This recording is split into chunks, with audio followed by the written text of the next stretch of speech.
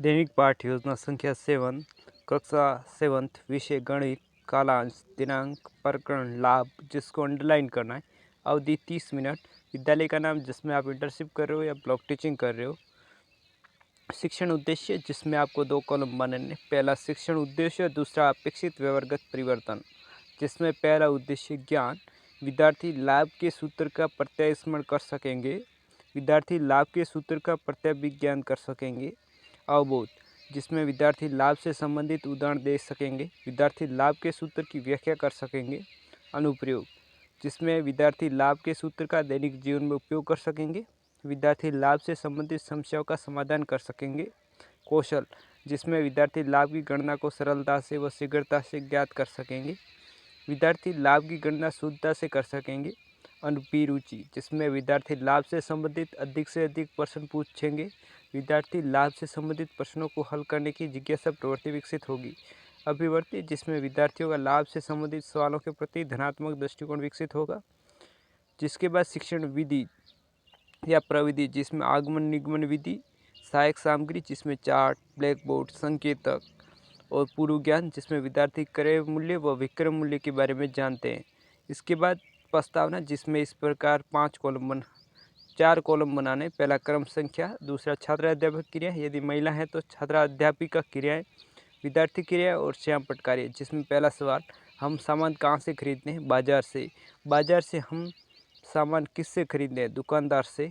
जिस मूल्य पर दुकानदार सामान खरीदता है उस मूल्य को क्या कहते हैं? क्रय मूल्य। जिस मूल्य पर दुकानदार अपने ग्राहक को सामान बेचता है उस मूल्य को क्या कहते हैं? विक्रय मूल्य। जब किसी वस्तु का विक्रय मूल्य अधिक व क्रय मूल्य कम हो तो क्या होता है? लाभ। लाभ ज्ञात करने का सूत्र बताइए, समस्यात्मक। इसके बाद उद्देश्य कथन करेंगे। आज हम लाभ के सूत्र के बारे में विस्तृत अध्ययन करेंगे। इसके बाद प्रस्तुतिकरण जिसमें आपको 5 कॉलम बनाने। पहला शिक्षण बिंदु व विषय वस्तु विश्लेषण, दूसरा छात्र अध्यापक क्रियाएं, विद्यार्थी क्रिया, सहायक सामग्री, श्यामपट्ट कार्य। जिसके बाद पहला शिक्षण बिंदु लाभ के सूत्र की स्थापना जिसमें एक चार्ट दिया हुआ है। एक अलमारी का क्रय मूल्य 2500 रुपये है। वह दुकानदार इसको 3000 रुपये में बेचता है तो दुकानदार को कितना लाभ हुआ। इसके बाद विकासात्मक प्रश्न चार्ट, यह चार्ट दिखाकर प्रश्न पूछते हुए जिसमें पहला सवाल अलमारी का क्रय मूल्य कितना है? क्रय मूल्य 2500 रुपये। अलमारी का विक्रय मूल्य कितना है? 3000 रुपये। जब क्रय मूल्य से विक्रय मूल्य ज़्यादा हो तो क्या होता है? लाभ। लाभ ज्ञात करने का सूत्र बताइए, निरुत्तर। उस विद्यार्थी एक बार ध्यान देंगे।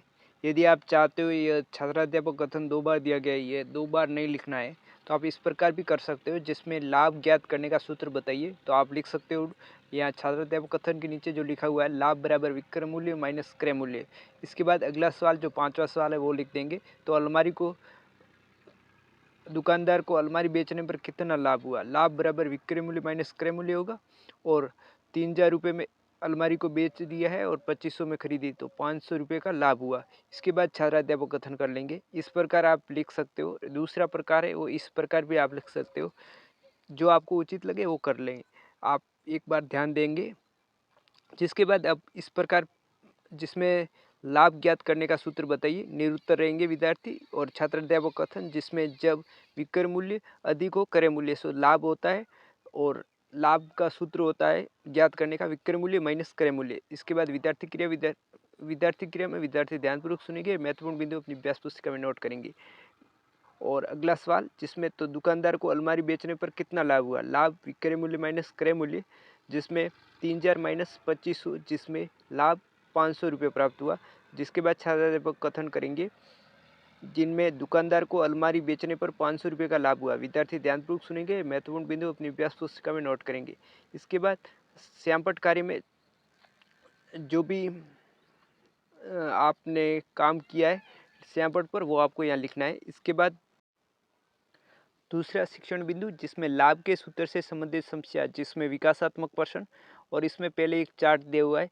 कैंची का क्रय मूल्य व विक्रय मूल्य क्रमशः 250 रुपये व 325 रुपये है तो दुकानदार को हुए लाभ की गणना कीजिए। जिसके बाद विकासात्मक प्रश्न जिसमें कैंची का क्रय मूल्य कितना है? क्रय मूल्य बराबर 250 रुपये। कैंची का विक्रय मूल्य कितना है? विक्रय मूल्य बराबर 325 रुपये। जिसके बाद तीसरा सवाल जिसमें कैंची का क्रय मूल्य अधिक है या विक्रय मूल्य अधिक है। जब किसी वस्तु का विक्रय मूल्य क्रय मूल्य से अधिक हो तब क्या होता है? लाभ होता है। लाभ ज्ञात करने का सूत्र बताओ। लाभ बराबर विक्रय मूल्य माइनस क्रय मूल्य। दुकानदार को कैंची बेचने पर कितना लाभ हुआ? लाभ बराबर विक्रय मूल्य माइनस क्रय मूल्य बराबर लाभ 325 में से 250 घटा देंगे तो 75 रुपये का लाभ हुआ।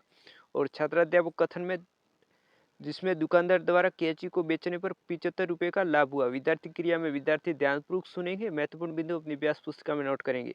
इसके बाद श्यामपट्ट कार्य, जिसमें आपने श्यामपट्ट पर जो कार्य किया है उसको एक चार्ट के रूप में चिपकाना है यहाँ पर। और लाभ से संबंधित समस्या है जिसका तीसरा शिक्षण बिंदु ले लेंगे हम, जिसमें चार्ट है रेफ्रिजरेटर का क्रय मूल्य व विक्रय मूल्य क्रमशः 12,000 व विक्रय मूल्य है 13,500, तो लाभ की गणना कीजिए। जिसके बाद विकासात्मक प्रश्न, रेफ्रिजरेटर का क्रय मूल्य कितना है? क्रय मूल्य बराबर 12,000 रुपये। रेफ्रिजरेटर का विक्रय मूल्य कितना है? विक्रय मूल्य बराबर 13,500 रुपये। लाभ ज्ञात करने का सूत्र बताओ। लाभ बराबर विक्रय मूल्य माइनस क्रय मूल्य।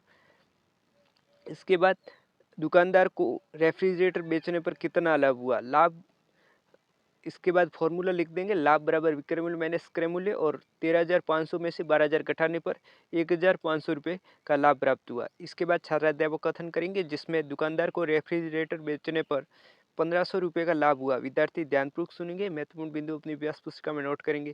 यह आपको विद्यार्थी क्रिया में लिखना है और चार्ट जो आपको बच्चों को दिखाया है और इसके बाद विकासात्मक प्रश्न पूछे हैं वो आपको सहायक सामग्री में चिपकाना है। और जो आपने श्यामपट्ट पर कार्य किया है वो आपको श्यामपट्ट कार्य में आपको चिपकाना है। इसके बाद हम मूल्यांकन प्रश्न, जिसमें लाभ के लिए उपयुक्त शर्त कौन सी है? जिसमें क्रय मूल्य अधिक हो विक्रय मूल्य से, दूसरा विक्रय मूल्य अधिक हो क्रय मूल्य से, तीसरा क्रय मूल्य और विक्रय मूल्य बराबर हो या इनमें से कोई नहीं। दूसरा सवाल, जिसमें एक स्कर्ट जो कि 250 रुपये में खरीद कर 300 रुपये में बेची गई तो लाभ ज्ञात कीजिए। लाभ ज्ञात करने का सूत्र लिखिए की जगह आप बताइए, लिखें।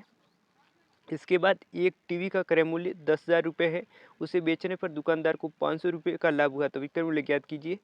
पांचवा सवाल, जिसमें अरुण ने एक कार 3 लाख में खरीदी तथा 1 साल बाद उसे 3,15,000 में बेच दिया तो अरुण को कितना लाभ हुआ? गृह कार्य, जिसमें अमीना एक पुस्तक 300 रुपये में खरीद कर उस अपने एक दोस्त को 350 में बेची थी तो अमीना को कितना लाभ हुआ? पर्यवेक्षक टिप्पणी। आपका बहुमूल्य समय देने के लिए धन्यवाद। जय हिंद।